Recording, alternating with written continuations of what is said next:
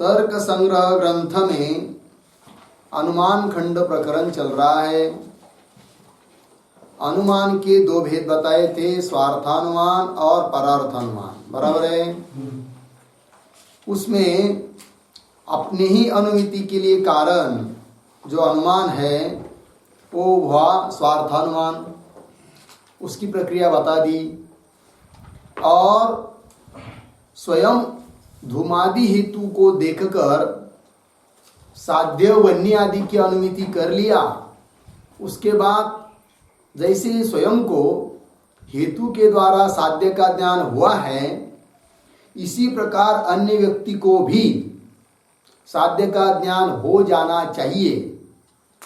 इस हिसाब से जो 5 अवयवात्मक वाक्य का प्रयोग उस व्यक्ति के द्वारा किया जाता है दूसरे को बोध कराने के लिए, उन 5 अवयवात्मक वाक्यों का ही नाम है क्या? परार्थानुमान। क्या नाम दिया उसको? परार्थानुमान बताया। फिर वो 5 वाक्य कौन है उसका भी उल्लेख कर दिया था। प्रतिज्ञा, हेतु, उदाहरण, उपनय और निगमन। और उसका स्वरूप भी बता दिया थोड़े में। जैसे पर्वतो वन्यमान, ये वाक्य कौन सा है? प्रतिज्ञा वाक्य है। धूमवत्वात्, यह वाक्य हेतु वाक्य है। और जो जो धूम वाला होता है वह वन्य वाला होता है। यथा मानस, यह वाक्य उदाहरण वाक्य है। और तथा च अयम, यह उपनय। और तस्मात्, तथा इति। और इनकी परिभाषा, इन वाक्यों की परिभाषा भी पदकृत्य में दिया है। इसका विचार हम लोगों ने कल किया था। अब आगे कह रहे हैं मूल में, तो 2 अनुमान हैं, तो 2 अनुमान के द्वारा 2 प्रकार की अनुमिति उत्पन्न होगी, स्वार्थानुमिति, परार्थानुमिति। तो स्वार्थानुमिति हो चाहे परार्थानुमिति हो, दोनों के लिए भी करण यदि कौन है तो वह है लिंग परामर्श। क्या जी? लिंग परामर्श। लिंग मतलब हेतु, परामर्श मतलब एक विशिष्ट प्रकार का ज्ञान। तो लिंग का विशेष प्रकार का, विशिष्ट प्रकार का जो ज्ञान है वही है क्या? करण। वही है क्या? अनुमान। क्योंकि जो करण है वही प्रमाण है, तो अनुमान है। ठीक है। तो लिंग परामर्श मतलब लिंग का ज्ञान विशेष, उसका आकार भी बता चुके हैं। क्या? उदाहरण में वन्य व्याप्य धूमवान अयम पर्वतः, ये परामर्श है, लिंग का ही ज्ञान विशेष है। बराबर है कि नहीं? और क्या सामान्य रूप से उसका आकार क्या होगा? साध्य व्याप्य हेतुमान अयम पक्षः। क्या क्या? साध्य व्याप्य हेतुमान अयम पक्षः। ठीक है ना? ये परामर्श का आकार हुआ, बता दिया। लक्षण भी पीछे हो चुका है। तो चलो, स्वार्थानुमिति हो चाहे परार्थानुमिति हो, दोनों के लिए भी लिंग परामर्श ही क्या है? इसीलिए तस्मात् लिंग परामर्श अनुमानम। लिंग परामर्श क्या हुआ? अनुमान। तो अनुमिति और अनुमान 2 बात समझ में आई। जैसे पर्वतो वन्यमान, ये क्या हुआ? अनुमिति हुआ। और पर्वत में जो धूम का ज्ञान, किंतु केवल धूम का ज्ञान नहीं, वन्य के व्याप्ति वाला जो धूम, वो धूम वाला यह पर्वत है, इतना बड़ा जो यह ज्ञान, ये हुआ क्या? अनुमान। समझ में आया दोनों? अनुमान और अनुमिति लग गया। तो अनुमान का स्वरूप भी बता दिया। अब आगे देखिए पदकृत्य में। पदकृत्य लिंगेति न्यायमानम लिंगम अनुमितिकरणम इति वृद्धोक्तम न युक्तम। देखिए भाई, तो नैयायिकों में बहुत आचार्य है। मुख्य रूप से नव्य नैयायिक, प्राच्य नैयायिक, 2 मुख्य प्रकार का भेद है। तो जो नव्य नैयायिक हैं उनकी दृष्टि से अनुमान कौन है ये तो बता दिया। लिंग परामर्श एवं अनुमान। लिंग परामर्श ही क्या है? अनुमान है। लेकिन जो प्राच्य नैयायिक है, पुराने है कि नहीं, पुराने आचार्य नैयायिक, प्राच्य नैयायिक जिनको बोलते हैं, तो उनके मत में लिंग परामर्श ही अनुमान नहीं है। फिर उनके मत में क्या है? वैसे अंतर्गत भेद तो बहुत है। कोई व्याप्ति ज्ञान को अनुमान कहता है, कोई हेतु का ज्ञान को अनुमान कहता है, कोई हेतु को अनुमान कहता है, अलग अलग मत है। किंतु लिंग परामर्श अनुमान है, ये बात हुई। लेकिन प्राचीन नैयायिकों का जो कहना है वो कहते हैं क्या, न्यायमान लिंग अनुमितिकाकरण है, अर्थात अनुमान है। क्या कहना है उनका, न्यायमानम लिंगम, पंक्ति देखिए, न्यायमानम लिंगम अनुमितिकरणम, अनुमितिकरणम, अनुमितिकरणम का न्यायमानम लिंगम। न्यायमान, न्यायमान का मतलब होता है वर्तमान कालीन ज्ञान का विषयभूत जो लिंग वह है अनुमान, ऐसा कहते हैं कौन, प्राचीन। मतलब क्या, ध्यान दीजिए, समझ लीजिए सामने घट रखा है कि नहीं, तो घट एक वस्तु है जो कि सामने रखी हुई है, और उसका एक ज्ञान है जो कि अंतःकरण वृत्ति में हम लोगों को उत्पन्न हुआ है हृदय में, अयम घट, ये ज्ञान है। दो अलग है कि नहीं, ज्ञान अलग है और ज्ञान का विषय अलग है। तो नव्य नैयायिकों ने अनुमान किसको कहा, लिंग परामर्श को।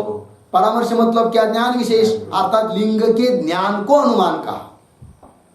धूम है कि नहीं, धूम को धूम अनुमान नहीं है, धूम का ज्ञान, विशिष्ट प्रकार का ज्ञान जिसको लिंग परामर्श कहते, वो क्या है, अनुमान।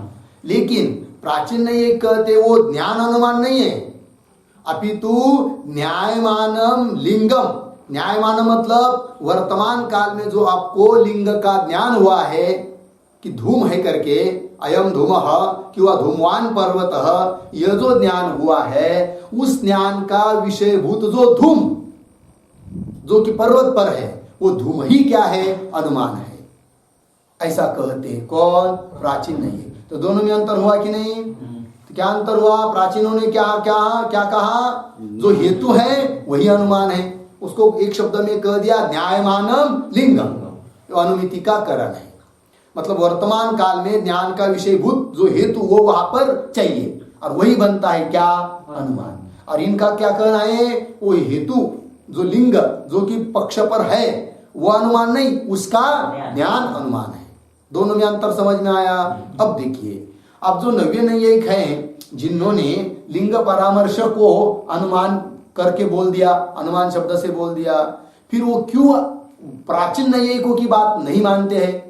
प्राचीन नैयायिकों ने जिस हेतु को अनुमान कहा उसको ही इन्होंने मानना चाहिए, उसको मत को छोड़कर अलग मत बता दिया इन्होंने, अनुमान वो नहीं है यह है, ऐसा क्यों, प्रश्न उत्पन्न हुआ कि नहीं। तो उसका उत्तर दे रहे नवीन नैयायिक, समझ में आया, जो कि लिंग परामर्श को अनुमान मानते हैं, वो उत्तर दे रहे कि हम लोगों ने प्राचीन नैयायिकों की बात न मानकर अलग रूप से अनुमान क्यों बताया, अनुमान कौन है ऐसा करके क्यों बताया, उसका उत्तर दे रहे। देखिए, न्यायमानम लिंगम, अर्थ समझ में आए शब्दों का, न्यायमानम लिंगम अनुमितिकरणम, अनुमिति का करण है, इति इस प्रकार का, वृद्धोक्तम, वृद्धों की बात, वृद्धों ने कहा हुआ, न युक्तम, युक्ति युक्त संगत नहीं है। क्यों भाई, क्या दिक्कत आएगी, तो उदाहरण दे रहे, देखिए समझ लीजिए, कई लोग, हम लोग घूमने गए, ठीक है, और वहां पर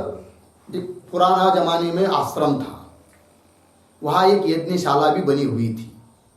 अब लेकिन क्या हुआ, अभी वहां कोई रहता नहीं है, बंद हो गया सब, यज्ञशाला भी वहां भी कोई नहीं है। लेकिन वहां जाने पर भी नैयायिक लोग यदि रहेंगे तो अनुमान कर देंगे, क्या करेंगे, यम यज्ञशाला, क्या बोलो, यम यज्ञशाला वन्यमती,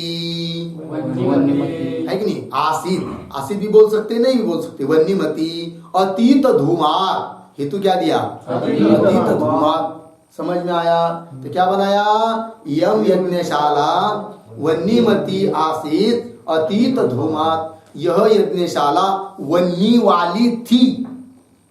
बोलिए कैसे, अतीत धूमात, अभी धूम है क्या वहां पर, नहीं है, लेकिन अतीत काल में धूम था कि नहीं, भूतकाल में धूम था, तो भूतकाल में वन्य भी था, तो अनुमान तो सही है।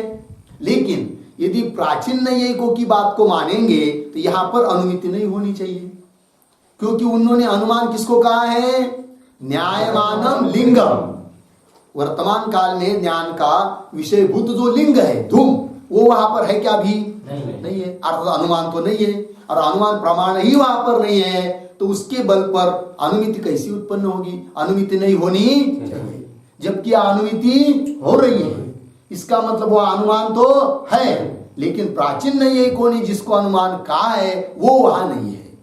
फिर कौन है वहां पर? तो वहां पर तो साक्षात धूम तो नहीं है, लेकिन अतीत धूम था, ये ज्ञान तो है ना। तो ज्ञान रूप जो लिंग परामर्श है वो अनुमान प्रमाण तो यहाँ है, इसलिए अनुमिति बन जाती है।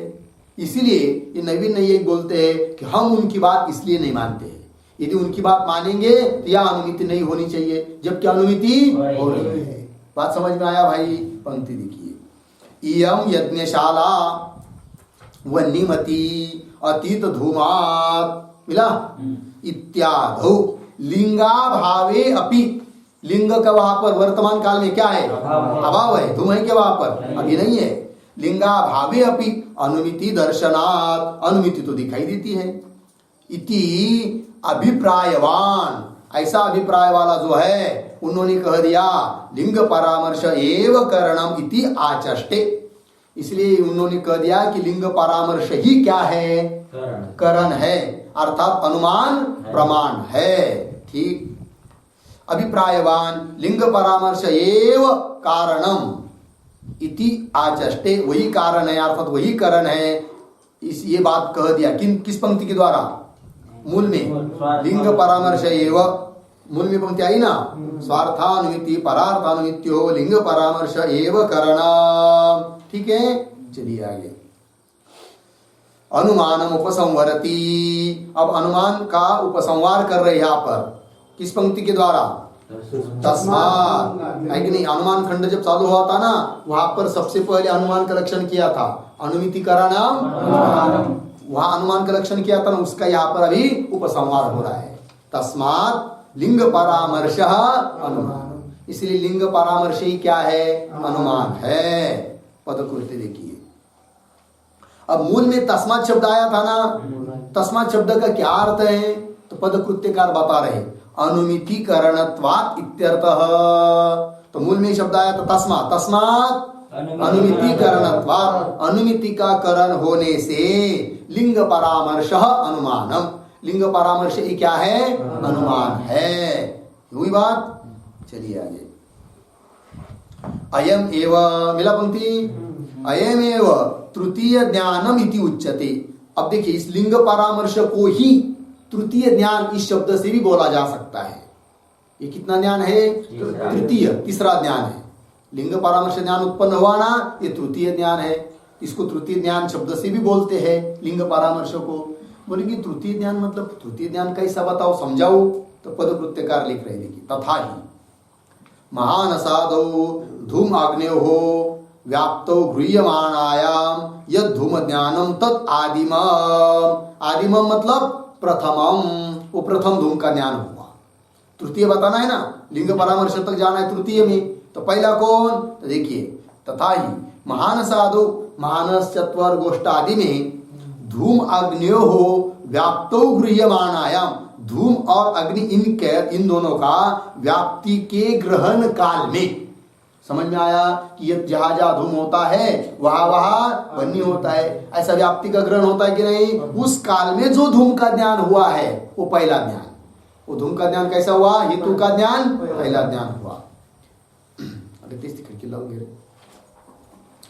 तथा मानसादो धूमाग्न्यो हो, धूम और अग्नि की व्याप्तो गृह्यमाणायाम, व्याप्ति का ग्रहण करते समय यद धूम ज्ञानम तत् आदिमम, आदिमम मतलब प्रथम। अब आगे चलिए, फिर दूसरा कौन है बताओ? तो पक्षे यद धूम ज्ञानम तद द्वितीयम। ठीक है, व्याप्ति का ग्रह हो गया। अब कुछ दिन के बाद चला गया वो घूमते फिरते हुए, कहां पर? पर्वत के पास, है कि नहीं? फिर उस पर्वत पर उसको दिखाई दिया कौन? धूम। अब भी धूम का ज्ञान हुआ, लेकिन इस समय जो धूम का ज्ञान हुआ है वो कितने नंबर का है? दूसरे नंबर का है, द्वितीयम। पक्षे, पक्ष पर्वत आदि में यद धूम ज्ञानम, जो धूम ज्ञान हो रहा है तद द्वितीयम, वो द्वितीय हुआ। ठीक, अत्र एव वन्य व्याप्यत्वेन यद धूम ज्ञानम तत् तृतीय। ठीक, अत्र एव, अत्र मतलब उसी पर्वत में अब पुनः धूम का ज्ञान हो रहा है। पहले केवल सामान्य ज्ञान हुआ, धूमवान पर्वत जिसको हम बोल सकते पक्ष धर्मता ज्ञान। दूसरा ज्ञान क्या है? पक्ष धर्मता ज्ञान। पहला कौन हुआ? व्याप्ति के ग्रहण काल में जो धूम का ज्ञान हुआ वो पहला, और पर्वत आदि में जो धूम का ज्ञान हुआ वो दूसरा। इसको दूसरे शब्दों में कह सकते हैं क्या? पक्ष धर्मता ज्ञान। अब उसको ही उसी धूम का पुनः तृतीय क्षण में ज्ञान हो रहा है, तीसरी बार ज्ञान हो रहा है। कैसे? वन्नी व्याप्यत्वेन। तो वन्नी का व्याप्य जो धूम, उस धूम वाला यह पर्वत है, ये तृतीय ज्ञान हुआ। इसको ही बोल सकते क्या? परामर्श। ये क्या हुआ? परामर्श। देखिए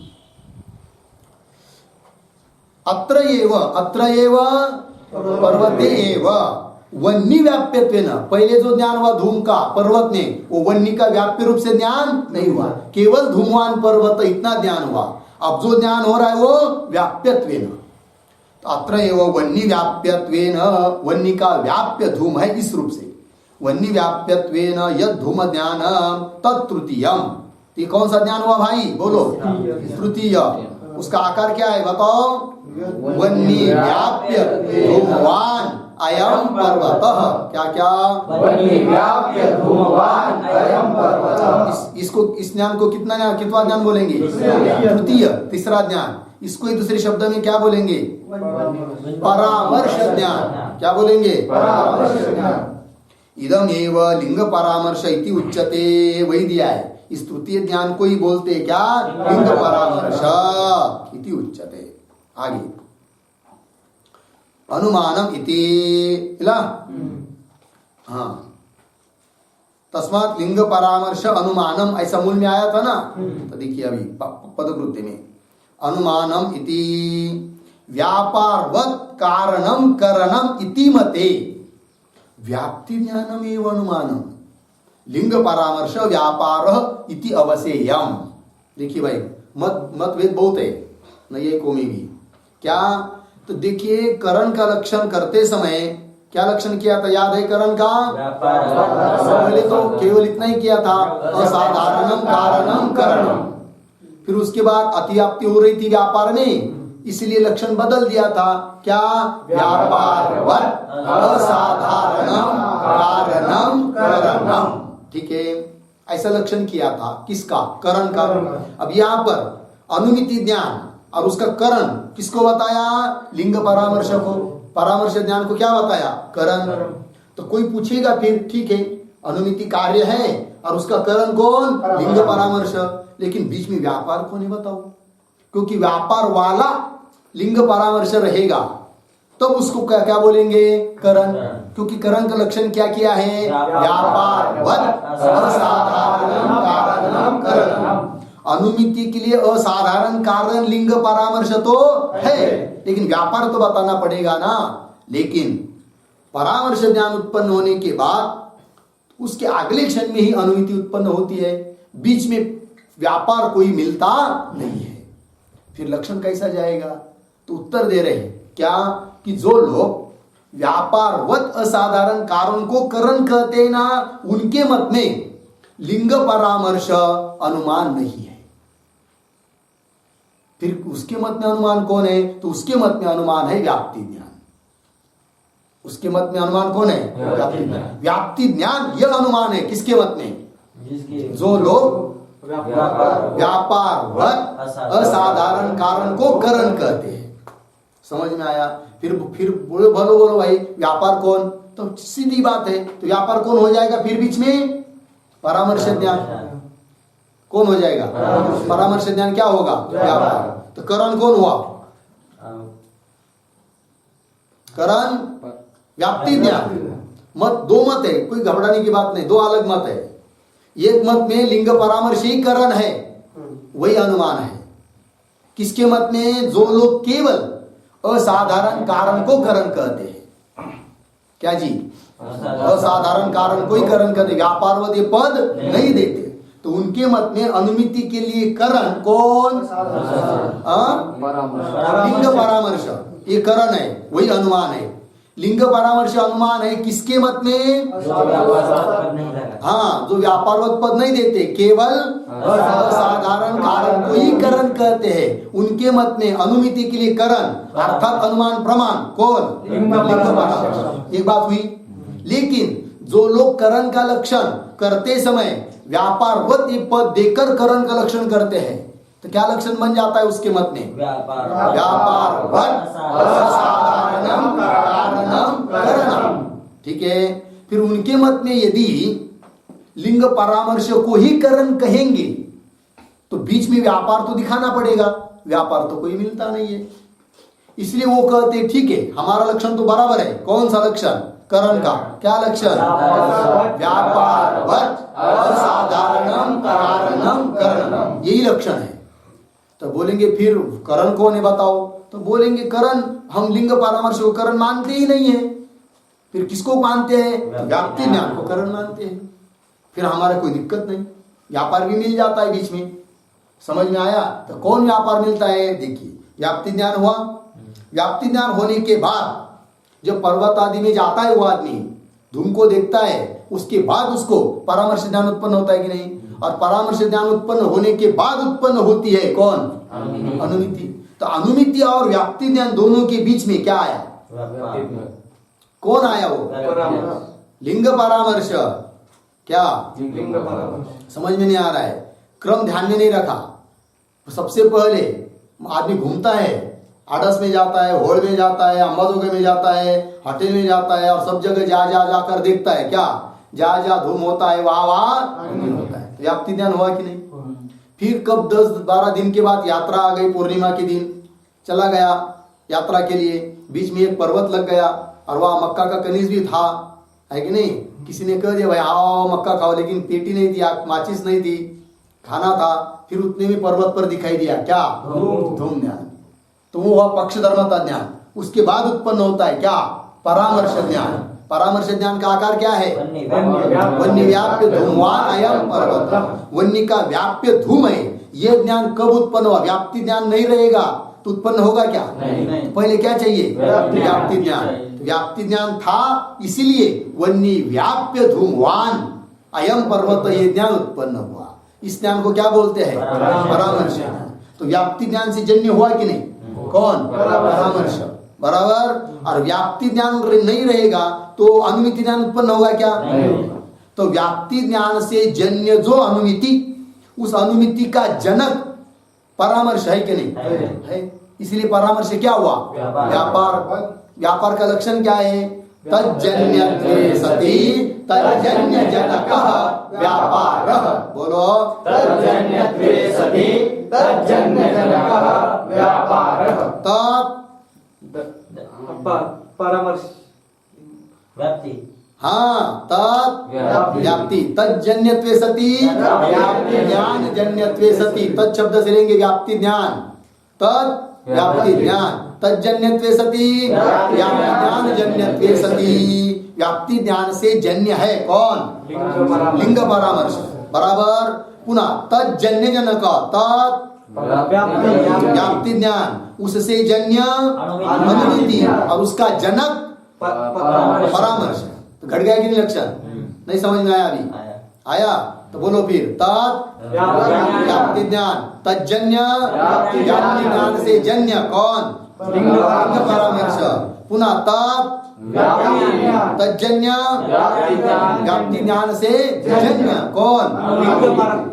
अनुमिति और उस अनुमिति का जनक लिंग परामर्श। इसलिए लिंग परामर्श क्या हुआ? व्यापार हुआ। समझ में आया भाई? तो व्यापार वाला असाधारण कारण कौन हुआ? फिर लिंग परामर्श।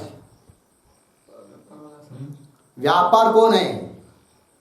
लिंग परामर्श। व्यापार वाला कौन है? व्याप्ति ज्ञान। ऐसा बोलो ना फिर। व्यापार कौन है? व्यापार वाला कौन है? व्यापार वाला असाधारण कारण कौन हुआ? कमाल हो गई। स्पष्ट बता रहे। व्यापार कौन? लिंग परामर्श। समझ में नहीं आया? व्यापार कौन? लिंग परामर्श। व्यापार वाला कौन? व्याप्ति ज्ञान। बराबर है कि नहीं? फिर अनुमिति के लिए व्यापार वाला असाधारण कारण कौन? व्याप्ति ज्ञान। इसलिए व्याप्ति ज्ञान क्या हुआ? करण। व्याप्ति ज्ञान क्या हुआ? करण अर्थात अनुमान। समझ में आया? तो व्याप्ति ज्ञान अनुमान है किसके मत में? जो मत करण का लक्षण व्यापारवत पद देकर करते हैं। व्यापारवत असाधारणम कारणम करणम, ऐसा लक्षण करण का जिनके मत में है उनके मत में अनुमान कौन? व्याप्ति ज्ञान। समझ में आया जी? असाधारणम कारणम करणम, ऐसा करण का लक्षण जिनके मत में है उनके मत में अनुमान कौन? लिंग परामर्श। समझ में आया जी? हाँ, व्याप्ति ज्ञान अनुमान प्रमाण है किसके मत में? जो लोग करण का लक्षण व्यापारवत असाधारणम कारणम करणम ऐसा करते हैं उनके मत में क्या? व्याप्ति ज्ञान। ये क्या हुआ? करण अर्थात कौन? अनुमान। बराबर? हाँ, दो बात समझ में आई फिर? हाँ, और परामर्श, लिंग परामर्श अनुमान है ऐसा किसका मत? व्यापारवत पद नहीं देते, केवल असाधारण कारण को करण कहते जो लोग, उनके मत में लिंग परामर्श ही क्या है? अनुमान। बात समझ में आई कि नहीं? अब देखिए पंक्ति में, अनुमानमिति व्यापारवत कारणम करणम इति मते, ऐसा लक्षण मानने वाले के मत में व्याप्ति ज्ञानम एवं अनुमानम, उनके मत में अनुमान कौन है? व्याप्ति ज्ञान। कल पूछेंगे भाई लिंग परामर्श यदि व्यापार है तो व्यापार का लक्षण उसमें घटाओ, तो घटाने आना चाहिए। समझ में आया? और लिंग परामर्श व्यापार, उनके मत में व्यापार कौन है फिर? लिंग परामर्श। इति अवसेयम। ठीक है, इति अवसेय मतलब इति निश्चितव्यम, ऐसा निश्चय करना चाहिए। आगे चलो, तो अनुमान का पूर्ण उपसंहार हुआ कि नहीं? यहाँ पर अनुमान खंड जब चालू हुआ था तब अनुमान का लक्षण किया था क्या? अनुमिति करणाम अनुमानम। तो अनुमान का विस्तार यहाँ तक हुआ। अब उस अनुमान का भेद कर रहे हैं, है कि नहीं? हेतु का भेद है कि नहीं? अनुमान के लिए मुख्य कौन होता है? हेतु। हेतु के कितने प्रकार है? 3। कौन कौन? देखिए, लिंगम त्रिविधम, अन्वय व्यतिरेकी, केवलान्वयी, केवल व्यतिरेकी च इति। ठीक है, 3 प्रकार के लिंग। लिंग मतलब हेतु। हेतु के कितने प्रकार है? नंबर 1 अन्वय व्यतिरेकी, नंबर 2 अन्वयी, नंबर 3 समझ में आया जी? ये सद हेतु, ये सब समझ में आया? वैसे हेतु के 2 प्रकार, सद हेतु असद हेतु, है कि नहीं? सद हेतु के 3 प्रकार कौन कौन? अन्वय व्यतिरेकी, केवल अन्वयी, केवल व्यतिरेकी। और असद हेतु के कितने प्रकार? 5। असद हेतु कितने प्रकार है? 5। आगे आने वाले हैं। समझ में आया जी? चलो, तो बोलेंगे भाई अन्वय व्यतिरेकी हेतु किसको कहते हैं और केवल व्यतिरेकी हेतु किसको कहते हैं और केवल अन्वयी हेतु किसको कहते हैं? तो स्पष्ट कर रहे हैं। अन्वयेन व्यतिरेकेन च व्याप्तिमत अन्वय व्यतिरेकी, अन्वयेन व्यतिरेकेन च व्याप्तिमत अन्वय व्यतिरेकी, यथा वह्नौ साध्ये धूमवत्त्वम्, यथा वह्नौ साध्ये धूमवत्त्वम्, यत्र धूमः तत्राग्नि यथा मानसम् इति अन्वय व्याप्तिः, यत्र धूमः तत्राग्नि यथा मानसम् इति अन्वय व्याप्तिः, यत्र वह्निर्नास्ति तत्र धूमोऽपि नास्ति यथा मारुत इति व्यतिरेक व्याप्तिः, यत्र वह्निर्नास्ति तत्र धूमोऽपि नास्ति यथा मारुत इति व्यतिरेक व्याप्तिः। ठीक है जी? चलिए, तो अन्वय व्यतिरेकी हेतु किसको कहेंगे? जो देखिए, व्याप्ति के 2 प्रकार समझ लीजिए। व्याप्ति 2 प्रकार की है। क्या जी? व्याप्ति 2 प्रकार की, एक अन्वय व्याप्ति, एक व्यतिरेक व्याप्ति। क्या? एक अन्वय व्याप्ति, एक व्यतिरेक व्याप्ति। तो ऐसा कोई हेतु यदि मिलेगा कि जिसमें अन्वय व्याप्ति भी रह रही है और व्यतिरेक व्याप्ति भी रह रही है, तो उस हेतु को बोलेंगे अन्वय व्यतिरेकी। क्या बोलेंगे? अन्वय व्यतिरेकी। समझ में आया? और यदि कोई ऐसा हेतु मिलता है कि जिसमें केवल अन्वय व्याप्ति ही रहती है, व्यतिरेक व्याप्ति नहीं रहती, अन्वय व्याप्ति का जो लक्षण है वही उसमें चला जाता है, व्यतिरेक व्याप्ति का लक्षण जाता नहीं, तो उसको क्या कहेंगे? केवल अन्वय कहेंगे। सीधी बात है। समझ में आया कि नहीं? और ऐसा कोई यदि हेतु मिलेगा कि जिसमें केवल व्यतिरेक व्याप्ति का जो लक्षण है वही घटित होता है अर्थात उसमें केवल व्यतिरिक्त व्याप्ति ही रहती है, अन्वय व्याप्ति रहती नहीं। उसको क्या बोलेंगे? केवल व्यतिरिक्त। केवल व्यतिरिक्त। बात समझ में आएगी नहीं? आप सीधी सीधी बात। व्याप्ति के कितने प्रकार? दोन। कौन कौन? अन्वय व्याप्ति, व्यतिरिक्त। तो जो हेतु अन्वय व्याप्ति व्यतिरिक्त व्याप्ति दोनों व्याप्ति वाला है उसको क्या कहेंगे? अन्वय व्यतिरिक्त। अन्वय व्यतिरिक्त कहेंगे। बात समझ में आए कि नहीं? और जो केवल अन्वय व्याप्ति वाला है उसको क्या कहेंगे? केवल अन्वय। और जो केवल व्यतिरिक्त व्याप्ति वाला है उसको क्या कहेंगे? केवल केवल व्यतिरिक्त। सीधी बात समझ में आई। अब इतनी बात हमको समझना है कि अन्वय व्याप्ति क्या है और व्यतिरिक्त व्याप्ति क्या है, उसका लक्षण क्या क्या है। ठीक है, तो लक्षण समझने के पहले उसका एक साचा दे रहे हैं। साचा समझ में आएगा तो फिर बाद में लक्षण समझ में आया ना। तो क्या साचा है उसका? अन्वय व्याप्ति का आकार साचा क्या है कि नहीं, और व्यतिरिक्त व्याप्ति का क्या आकार है उसको दे रहे मूल में। यही पर लिंगम त्रिविधम अन्वय व्यतिरिकी, केवल अन्वयी, केवल व्यतिरिकी च इति। मिला ना? आगे क्या है? अन्वयेन व्यतिरेकेन च व्याप्तिमत। अन्वय व्यतिरेकी, अन्वय व्यतिरेकी का लक्षण है। अन्वय व्याप्ति से व्याप्त है, व्यतिरेक व्याप्ति से भी जो व्याप्त है उसको बोलेंगे क्या? अन्वय व्यतिरेकी। उदाहरण अन्वय व्यतिरेकी का उदाहरण दे रहे हैं। देखिए, पर्वतो वन्यमान धूमात स्थल है। ये क्या है? स्थल, अनुमान। इसमें एक पक्ष है, एक साध्य, एक हेतु, एक उदाहरण है।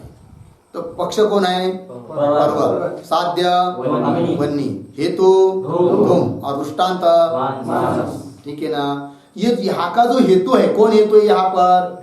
धूम। और ये धूम हेतु कैसा है पता है? अन्वय व्यतिरिक्त है। कैसा है?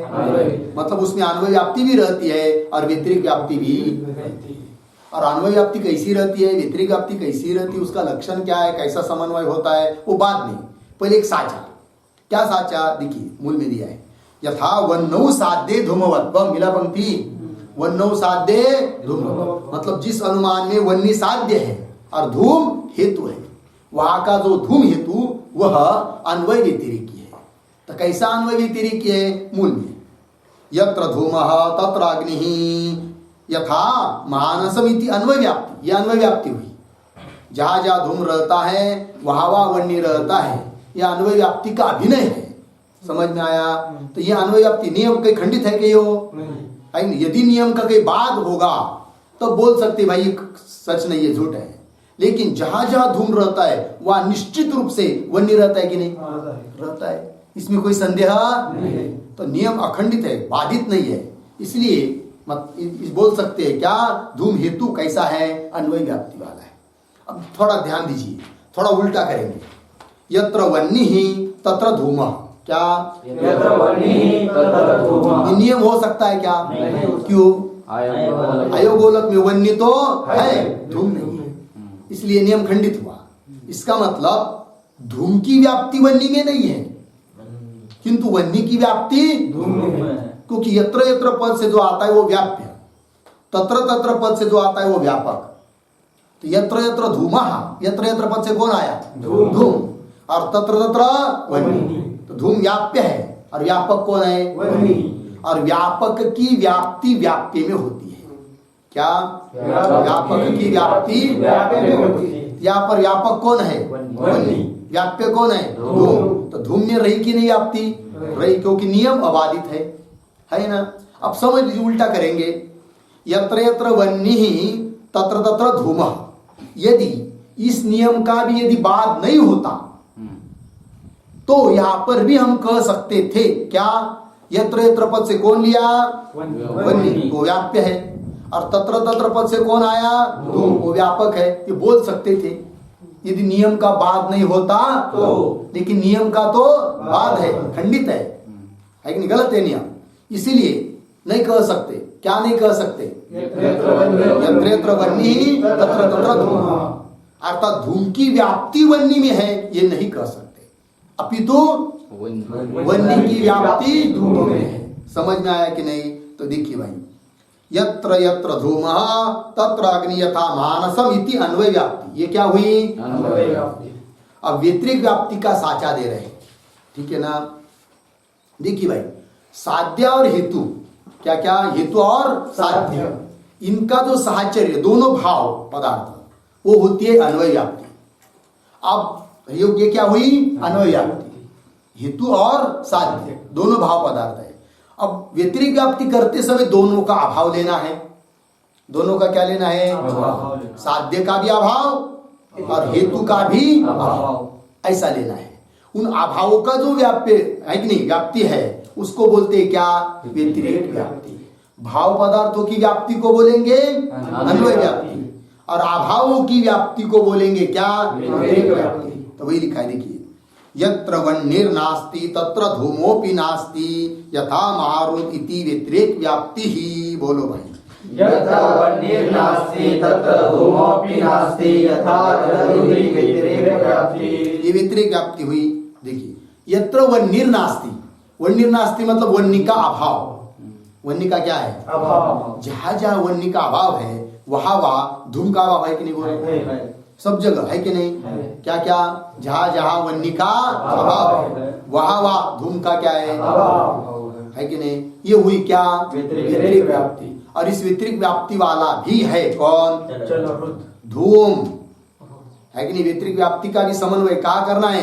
हेतु में। व्याप्ति का कोई भी व्याप्ति हो, व्याप्ति का समन्वय कहाँ होता है? हेतु में। चलिए, यत्र वह्निर्नास्ति तत्र धूमोऽपि नास्ति यथा महारुद्र इति व्यतिरेक व्याप्ति ही। ये क्या हुई? व्यतिरेक व्याप्ति। ठीक है जी, और स्पष्ट होगा, टीका में देखेंगे। पदकृत है क्या इसके ऊपर? देखो फिर, अन्वय व्यतिरेकिण लक्षणम आह अन्वयेति। तीन हेतु बताए थे मूल में, अन्वय व्यतिरेकी, केवल अन्वयी, केवल व्यतिरेकी। उसमें से जो पहला है केवल अन्वयी, उसका लक्षण कर रहे हैं। नहीं, पहला कौन है? अन्वय व्यतिरेकी। उसका लक्षण किया है मूल में, किस पंक्ति के द्वारा? मूल में अन्वय व्यतिरेकी का लक्षण किया है मूल में, किस पंक्ति के द्वारा? अन्वयेन व्यतिरेकेन च व्याप्तिमत् अन्वय व्यतिरेकी। वही पदकृत्यकार समझा रहे हम लोगों को। अन्वय व्यतिरेकिन लक्षणम आह अन्वयेति। हो गया ना भाई? मुझे लग रहा है बस करिए एक बार, आप लोगों को जो समझने में कोई दिक्कत ना हो, ठीक है ना? इसका चिंतन करके आइए मूल का, फिर कर लेंगे इसका। ठीक है। ओम पूर्णमदः पूर्णमिदं पूर्णात् पूर्णमुदच्यते पूर्णस्य पूर्णमादाय पूर्णमेवावशिष्यते। ओम शांति शांति शांति।